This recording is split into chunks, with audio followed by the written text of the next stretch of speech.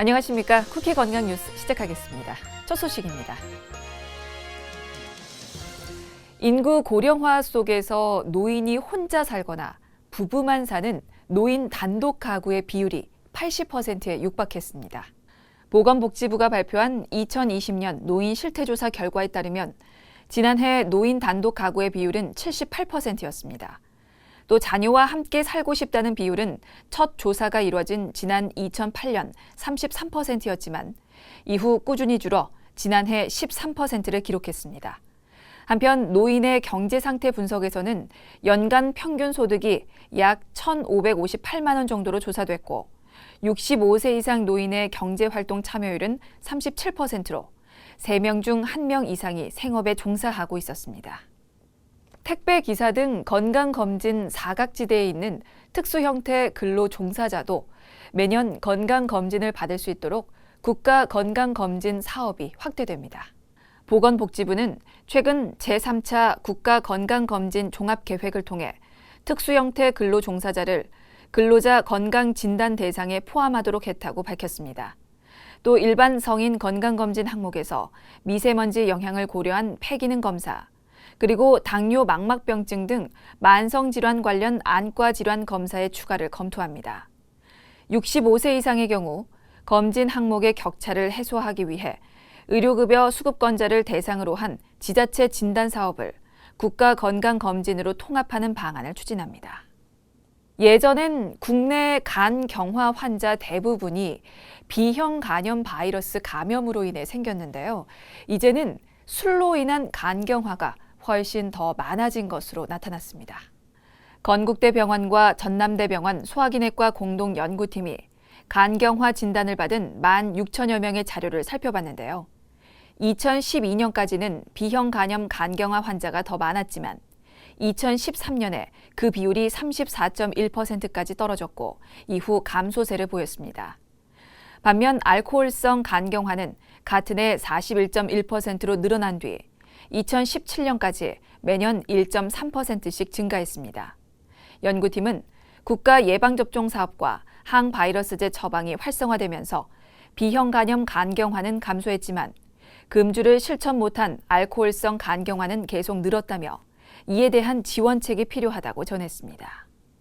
기저질환, 그러니까 지병을 가진 사람은 코로나19에 감염되면 사망 위험이 크게 상승할 수 있어 주의가 필요하다는 연구 결과가 나왔습니다.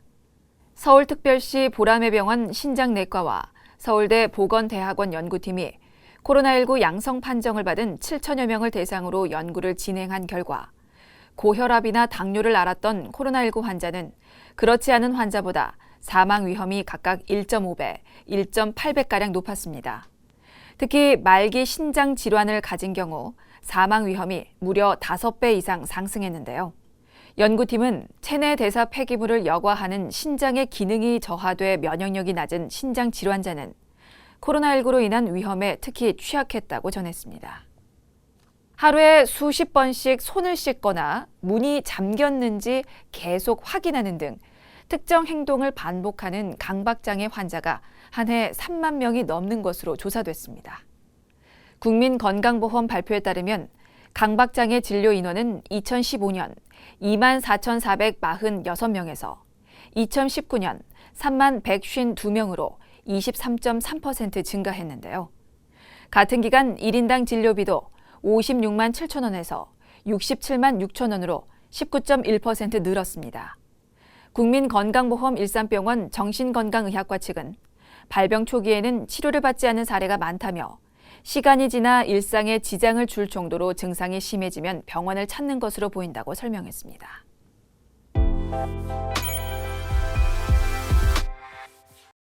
스트레스에 지친 현대인들, 속쓰림과 더부룩함을 달고 살죠.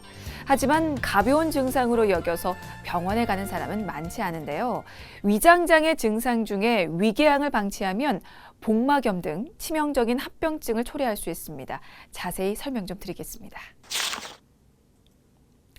위는 위산 및 펩신을 분비해서 음식물을 소화합니다.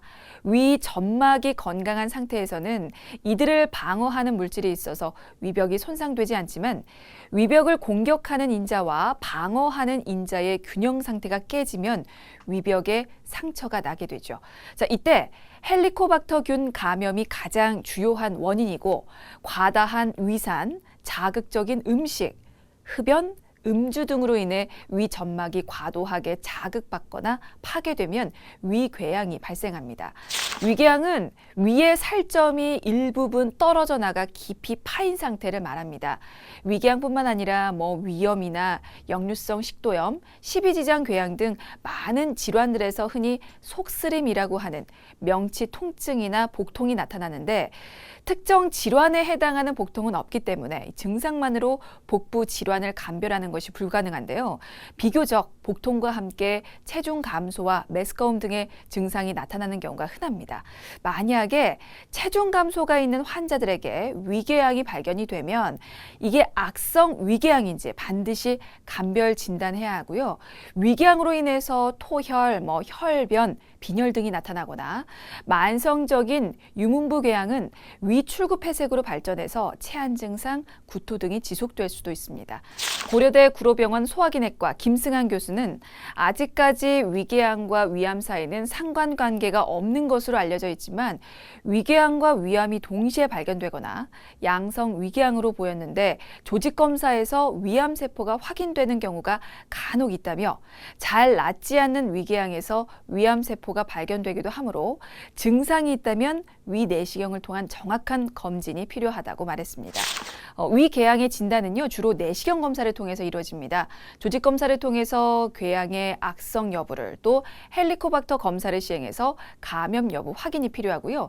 치료는 위산 분비 억제제를 4에서 8주간 복용하며 헬리코박터균이 있다면 제균 치료를 해야 하고 또 궤양으로 인한 위천공 등의 합병증이 발생한 경우는 수술 치료를 시행하기도 하는데요.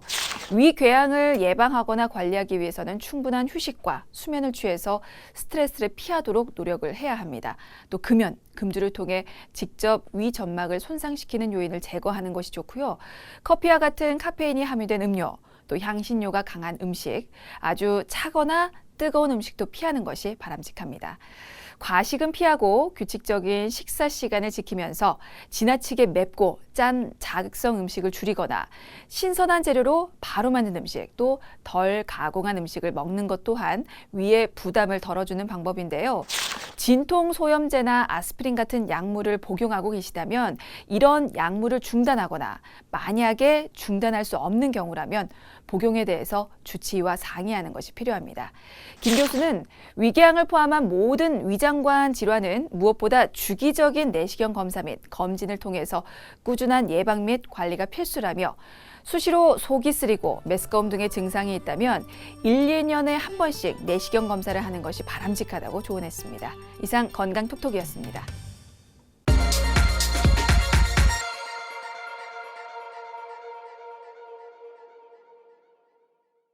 쿠키 건강 뉴스를 마칩니다. 시청해주신 여러분 고맙습니다.